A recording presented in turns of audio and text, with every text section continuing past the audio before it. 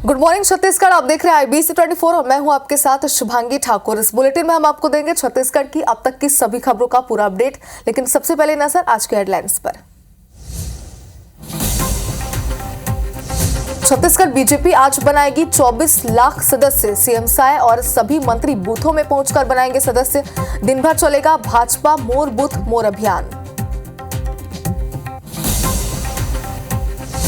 कल रायपुर आएंगे बीजेपी अध्यक्ष जेपी नड्डा। सदस्यता अभियान की करेंगे समीक्षा। सीएम विष्णु देसाई और मंत्रियों से करेंगे चर्चा।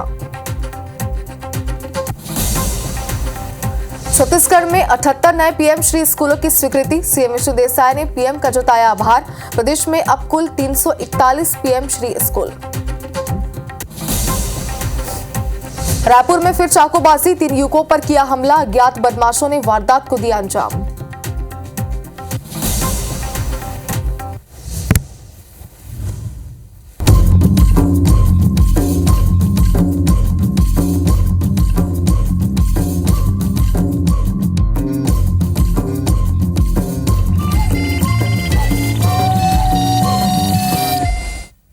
और हेडलाइंस के बाद बुलेटिन की शुरुआत करेंगे इस वक्त की बड़ी खबर के साथ। कांकेर से आपको दिखाते हैं जहां 2 कार में टक्कर हो गई है।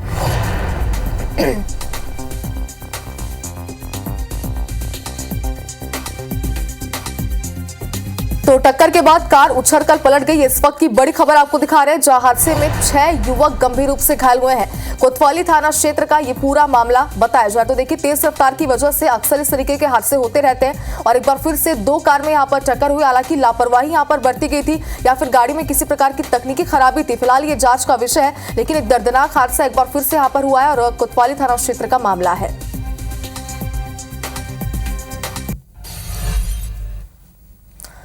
और अब बिलासपुर से आपको बड़ी खबर दिखाते हैं, जो ऑपरेशन स्ट्रीट के तहत पुलिस ने बड़ी कार्रवाई की है। आपको बता दें कि रिवर व्यू शराब दुकान और सुनसान इलाकों में दबिश दी गई।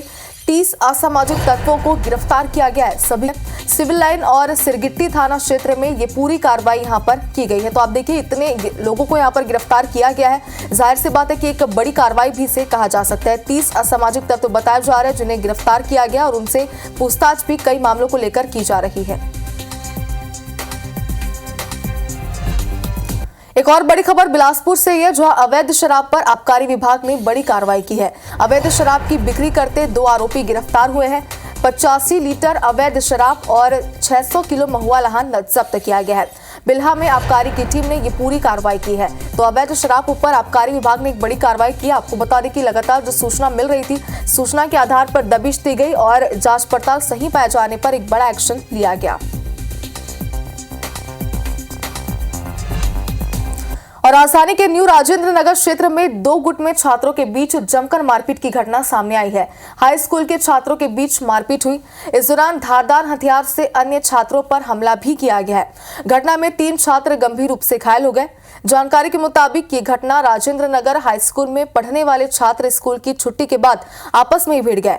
पुराने विवाद में देखते ही देखते विवाद इतना बढ़ा कि मारपीट की नौबत आ गई। घटना के बाद अफरा तफरी मच गई। सूचना मिलते ही राजेंद्र नगर पुलिस मौके पर पहुंची और घायल छात्रों को उपचार के लिए अस्पताल में भर्ती कराया। पुलिस ने आरोपी 2 नाबालिग छात्रों को हिरासत में लिया है। 2 फरार आरोपी छात्रों की तलाश की जा रही है। मेरे बेटे को ना जब फ़ोन आया कि स्कूल के लड़के ना पड़ोसी के बेटे से मोबाइल में फ़ोन किया कि तुम्हारे बेटे को चाकू मार दिए, चलो आंटी मेरे को बुलाने आया, तो मैं तुरंत हॉस्पिटल आई भाग के। सर, मेरे बेटे का नाम आयुष निहाल है, 12वीं पढ़ता है सन ज्ञानेश्वर स्कूल में। वल्लभ नगर के पास एक चाकूबाजी की घटना हुई है। 3 लोग इसमें घायल हैं और उनका उपचार चल रहा है। इसमें 3 से 4 आरोपी हैं। आरोपी के पता तलाश के लिए टीम लगाई है। आरोपी जल्द से जल्द गिरफ्तार किए जाएंगे। और चलिए अब कुछ सियासी खबरों का रुख करते हैं। छत्तीसगढ़ में भाजपा आज 24 लाख सदस्य बनाएगी। सीएम साय और सभी मंत्री बूथों में पहुंचकर सदस्य बनाएंगे और दिन भर में 100 सदस्य बनाने का टास्क दिया गया है। सीएम साय गृहग्राम बगिया में आज भाजपा सदस्य बनाएंगे और आज दिन भर भाजपा मोर बूथ मोर अभियान चलेगा।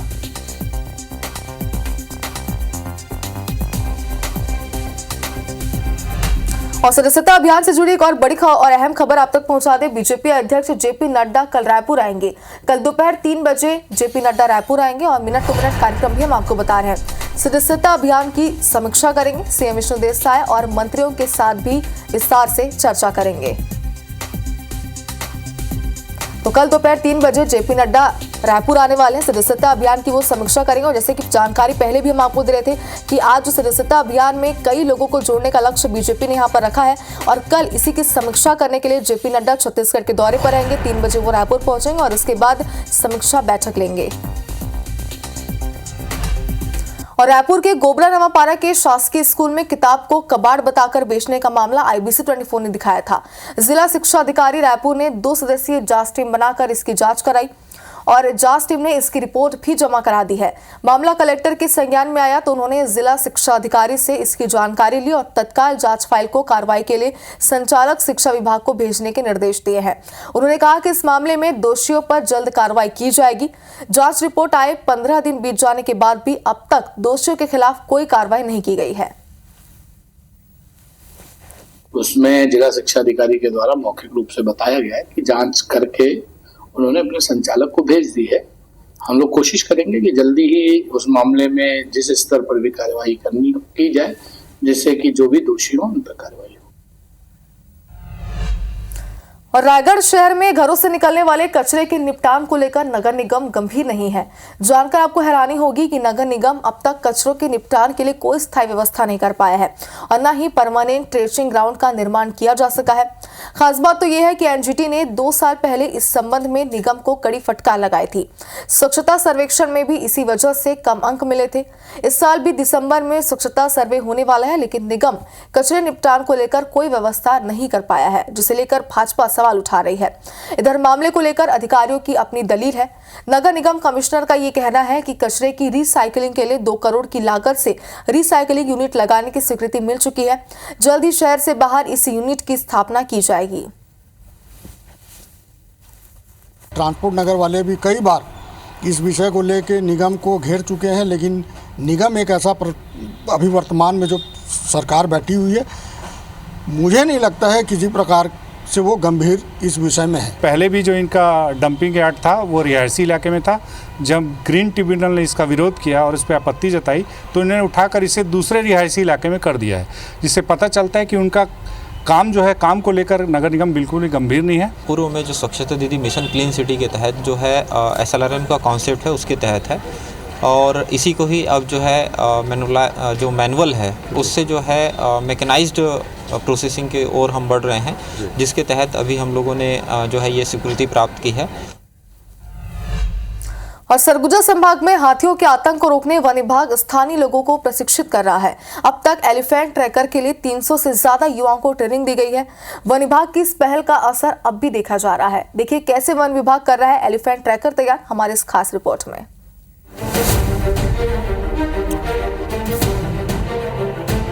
उत्तरी छत्तीसगढ़ का सरगुजा संभाग हाथियों के आतंक से प्रभावित है।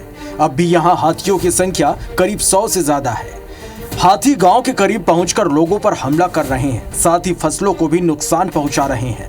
हाथियों को वैज्ञानिक तरीके से ट्रैक करने के लिए अब तक वन विभाग का अमला तमिलनाडु के ट्रैकरों पर निर्भर रहता था, लेकिन अब वन विभाग स्थानीय ट्रैकर तैयार कर रहा है, जिसके लिए गांव के लोगों को प्रशिक्षित किया जा रहा है और इन्हें एलिफेंट ट्रैकर के रूप में विकसित किया जा रहा है।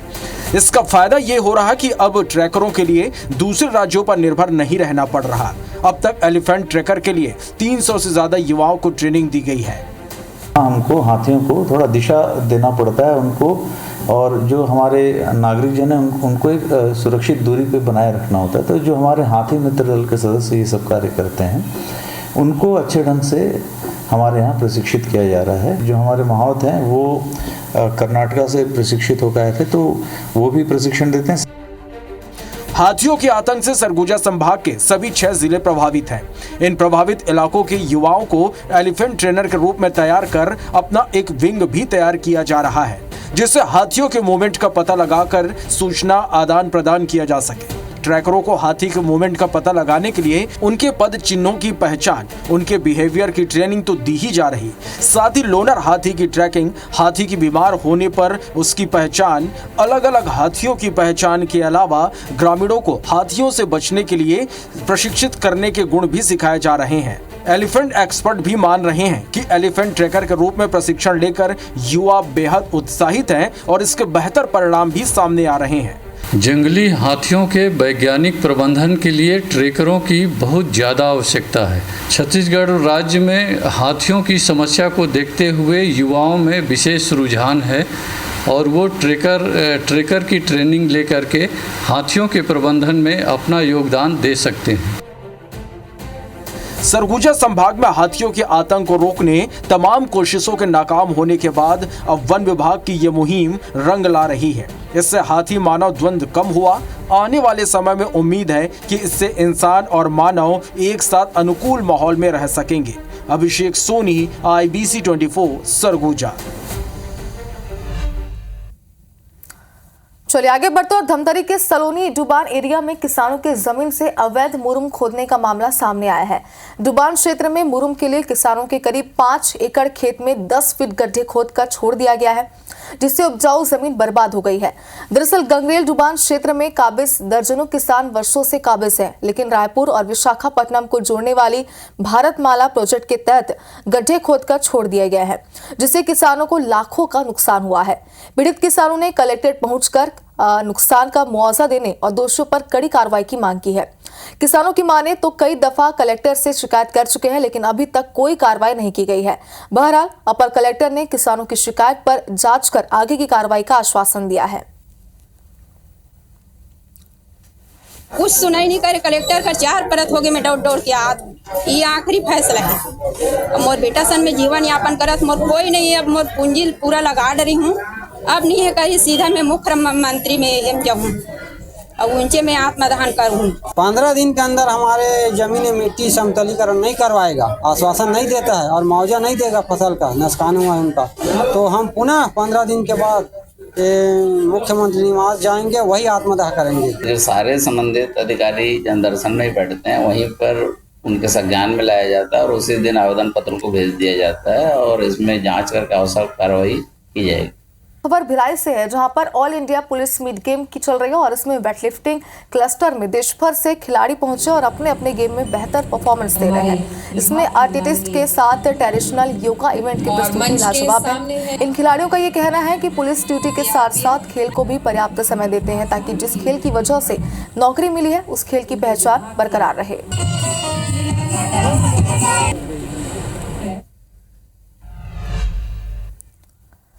भानुप्रतापपुर दुर्ग कोंदल गोयल ग्रुप की लौह अयस्क खदान में स्वच्छता अभियान की शुरुआत की गई। इस अभियान का आगाज खदान क्षेत्र की साफ सफाई के साथ हुआ।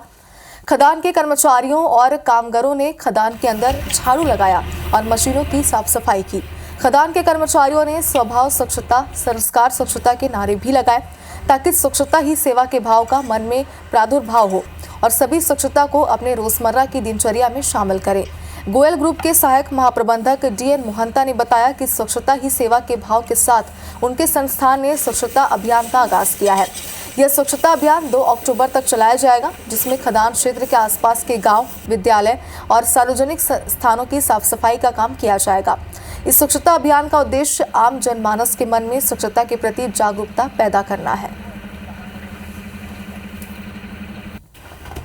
कार्यक्रम की शुरुआत हमने अपने खदान क्षेत्र की साफ सफाई से प्रारंभ किया है और इसके अलावा हम आसपास के ग्रामों और आसपास के जो भी क्षेत्र में विद्यालय और आवासीय स्थल हैं जहां पर सफाई की आवश्यकता है, उन जगहों पर भी ये सफाई अभियान चलाएंगे और आगामी 2 अक्टूबर तक हमारा ये अभियान जारी रहेगा।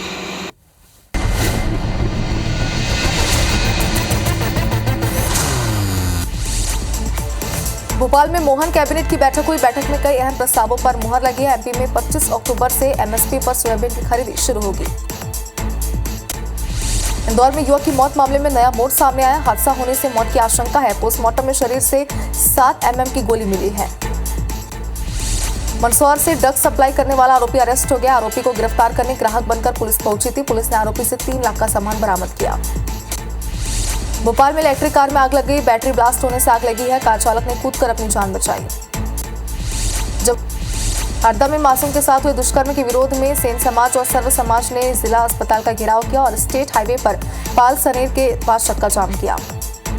इंदौर के होलकर कॉलेज में एबीवीपी ने प्रदर्शन किया, बीजेपी के सदस्यता अभियान के खिलाफ प्रदर्शन किया। दतिया में जुआरियों का जुआ खेलते हुए वीडियो वायरल हो रहा है। वीडियो सामने आने के बाद आनंद फानन में पुलिस अधिकारियों ने एक बैठक बुलाई और एसटीओपी के नेतृत्व में ये बैठक बुलाई गई थी। रीचा कोतवाली पुलिस ने एक बड़ी कार्रवाई की है। जुआ खेलते 10 आरोपियों को गिरफ्तार किया और आरोपी के पास से 2,52,000 रुपए बरामद किए हैं। राजधानी में डेंगू का प्रकोप जारी, मरीजों की संख्या में लगातार इजाफा हो रहा है। भोपाल शहर में अब तक 276 मरीज मिले। ग्वालियर में डेंगू का कहर जारी है। डेंगू का आंकड़ा 600 के पार हो गया। 345 सैंपल की जांच में 58 नए मरीजों की पुष्टि हुई। मध्य प्रदेश में फिर से बारिश का दौर शुरू हो गया। बंगाल की खाड़ी में लो प्रेशर एरिया एक्टिव है। आज मौसम केंद्र ने 31 जिलों में अलर्ट जारी किया है।